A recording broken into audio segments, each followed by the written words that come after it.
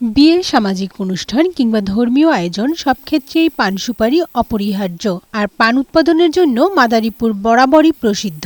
এখানকার উর্বর জমি ও অনুকূল আবহাওয়ায় উৎপাদিত পান সারা দেশে সমাদৃত। সেই ঐতিহ্যবাহী পানের বাজারে নেমেছে ধস। উৎপাদন খরচ বাড়লেও এ খাতে আয় নেমেছে অর্ধেকেরও নিচে। অনুকূল আবহাওয়ায় এবছর ফলন ভালো হলেও প্রতি বিঘা জমিতে পান চাষে খরচ হয়েছে ৪ থেকে ৫ লাখ টাকা, অথচ বিক্রি করতে হচ্ছে নামমাত্র মূল্যে।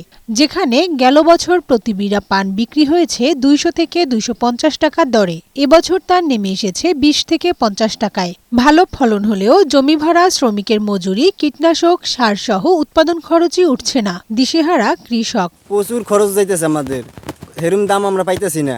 গত বছরে আমরা যে পানটা ২০০ টাকা বেচছি, এই পানটা এবার ৪০ থেকে ৫০ টাকা। বাজার নিলে পান বেচা কেনা হয় না, অনেক পান ফালাই দিতে হয়। ৪ টাকা ৫ টাকা বিড়া পান, আমরা এখানে কি করবো? চাষি কেমনে চলবো? রপ্তানি বা সঠিক বাজারজাতকরণের অভাবে কৃষক ফসলের ন্যায্য মূল্য পাচ্ছেন না। আবারও রপ্তানি করা গেলে এই সংকট কমবে বলে মনে করেন জেলা কৃষি কর্মকর্তা। বিক্রির জায়গাটা যদি তাদের প্রশস্ত করে দেওয়া যায়, বিশেষ করে বাইরের দেশে রপ্তানির সাথে যদি তাদের যুক্ত করা যায়, তাহলে এই পান একটা সম্ভাবনাময় ফসল এবং এই চাষ আরো বাড়বে এবং এর মাধ্যমে কৃষক লাভবান হবে বলে আমি মনে করি। জেলায় এবছর ৩৫৮ হেক্টর জমিতে পান চাষ হয়েছে।